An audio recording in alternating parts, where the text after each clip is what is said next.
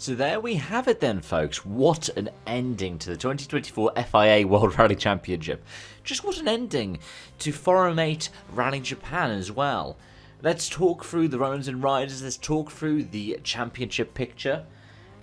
And let's reflect on the WRC's hybrid era. I'm going to do a proper retrospective on the hybrid era in a couple of weeks' time. But first, the men of the hour, Thierry Neuville and Martin Vidiger. It's 2020, wasn't it, that Martin was on board of the I-20 for the first time with Thierry Neuville, or 2021. His first event win came at home at Spa-Francorchamps. Thierry Neuville got his first win in WRC a decade ago in Hyundai's first season. And now, 11 seasons of Hyundai, 11 seasons of Neuville in Hyundai. And Car 11 might have the number 1 on it next year.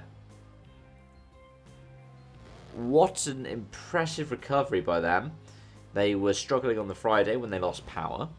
And over the course of Saturday, managed to get themselves back into 7th. Which, in the Saturday points, then became 6th. Because of the drama that we saw on the opener for Sunday. Oitanak, who had been pretty much untouchable, went wide with a kilometre to go on Sunday's opener. Flips a car, you could see the sky through the roof of his Hyundai i20N Rally 1 Hybrid.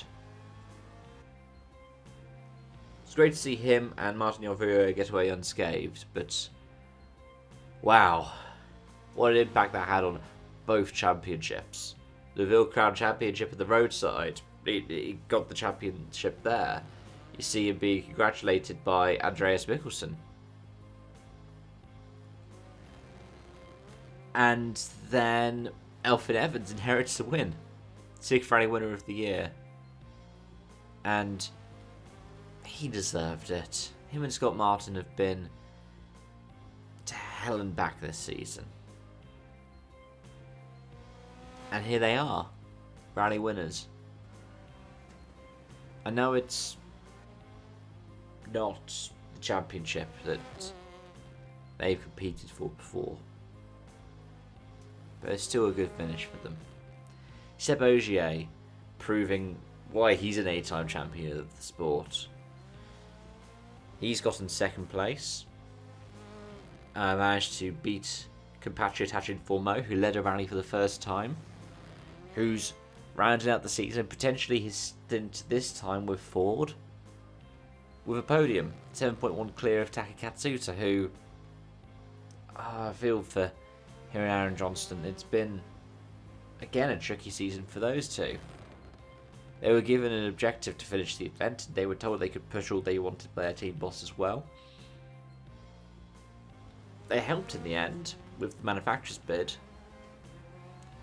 I guess a bit more of what could have been. As Greg Munster records the top 5, well done for him. We'll see what he's got next year. In WRC2, we saw Nikolai Grajin in the initial D-style C3 livery, which was incredibly impressive, take the win, helping DG Sport even more, as they've already become the WRC2 manufacturers champions. But the WRC2 champions, Sami Pyri and Eni Malkkonen. Well done to the two of them. They have had quite an up and down season as well, but they are more than deserving of that championship. Hiroki Arai rounds out the podium in an older spec Fabia, ahead of Gus Greensmith and Kaitan Kaitanovic. But yeah, well done by them. They deserve the championship this season. It's been one hell of a season for them, as in WRC3, Diego Dominguez rounds out a great season with another win in class over Giovanni Rossi. I haven't seen any of the results coming in for all of the other categories yet, but what I do see is that right now Didier Auriol is showing us ahead of Rossi and in 19th place, whilst Toshi Arai is in 26th. But I think we still have a couple of runners left to complete the final stage, so watch this space on that one. But yeah, Thierry Neuville and Martin Vidager champions, and quite comfortably in the end. 32 points would be their cushion, so if we had a 14th round this season, they would have been current champions here anyway. Elfyn Evans gets second place with that win on the final event. Oit Tanak drops to third on 200 points, with Ogier in fourth and Adrien Fourmeau in fifth. In the manufacturers, it went the way of Toyota. Well done to them. Toyota City and Toyota are champions again, but it was turned on its head by the crash for Oit Tanak. What a difference a day makes, 24 little hours, eh? Because it was 3 points in the end that decided the championship. And that came from Ogier beating Neuville in the power stage, and Evans and Katsuta slotted themselves ahead of Andreas Mikkelsen. If Ogier hadn't beat Neuville, that would have been 1 point. And if one of Katsuta or Evans hadn't gotten ahead of Mikkelsen, it would then be 1 point in Hyundai's favour. So, yeah, all these tiny margins add up at the end of the season. In WRC2, it was 3 points the gap between Pyrie and Solberg. Both of them retired in Portugal, and that was probably the trickiest point for them. Solberg will be left to rue what happened in Chile, where he got the puncher that cost him the class win, which would have been the championship. I'm sure he'll come back stronger next year if he's returned to WRC2. We don't know if either of them are going to be in WRC2 next season, though hopefully one of them will be.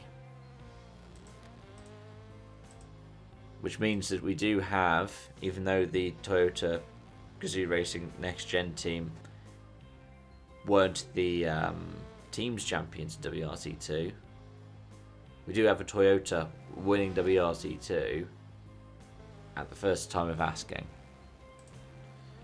There was no troubling Armin Kramer in the Masters Cup. He'd already wrapped that up, I think, in Greece. Not even by Central Europe Rally. WRC2 Challengers go to Sami Pyrie by 6 points over Nikolai Garajin. Fair play to both of them. That battle did go down to the wire as well. And then WRC3, Diego Dominguez, he was just playing around at that point, right? The Paraguayan, who will have his first home WRC event next season, had wrapped it up as near to home as he could this year in Chile, but manages to get yet another win to finish the season 125 points. Chatillon second on 73, and Romy Jurgensen third on 61, tied with Giovanni Rossi. But there we go, the end to the WRC's hybrid era. It was wonderful to see Michelle Mouton giving the trophy for champions to Neuville and Vidager on her last rally before retirement as CFIA safety delegates. Legends of the sport, hey? I teared up seeing it, and I'm starting to get emotional again thinking about it. What a wonderful season, a wonderful championship. Bring on 2025. Until next time, it's bye-bye for now.